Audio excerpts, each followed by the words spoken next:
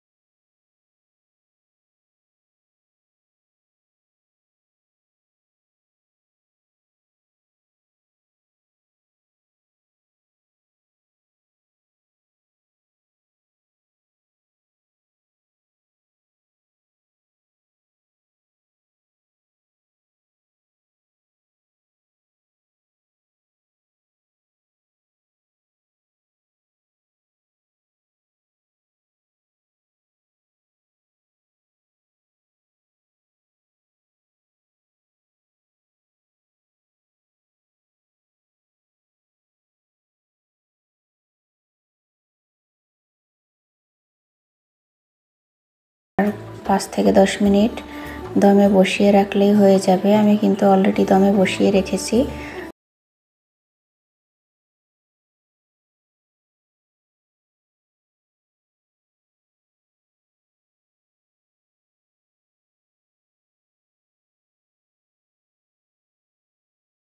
করেছি দেখাচ্ছি। এখানে সালাদ কেটে নিয়েছি, আর এই তো শুটকি ভর্তা, এটা দুপুরে বানিয়েছিলাম ভাতের সাথে খাওয়ার জন্য, তো কিছুটা রয়ে গেছে, ভালো হয়েছে। এটা দিয়ে এখন বিরিয়ানি খাওয়া হবে। তো ঝড় বাদলের রাতে ফাঁকিবাজি বিরিয়ানি রান্না করে পরিবারের সবাইকে খুশি করলাম। কেমন লাগলো ভিডিওটা অবশ্যই কমেন্টে জানাবেন। ভালো লেগে থাকলে আমার চ্যানেলটা সাবস্ক্রাইব করে দিবেন, সাবস্ক্রাইব করে আমার চ্যানেলের পাশেই থাকবেন। আজকের মতো ভিডিওটা এখানেই শেষ করছি। সবাই সুস্থ থাকবেন, ভালো থাকবেন। দেখা হবে পরবর্তী ভিডিওতে। আপনাদের থেকে বুক ভরা ভালোবাসা নিয়ে এখানেই বিদায় নিচ্ছি। আল্লাহ হাফেজ।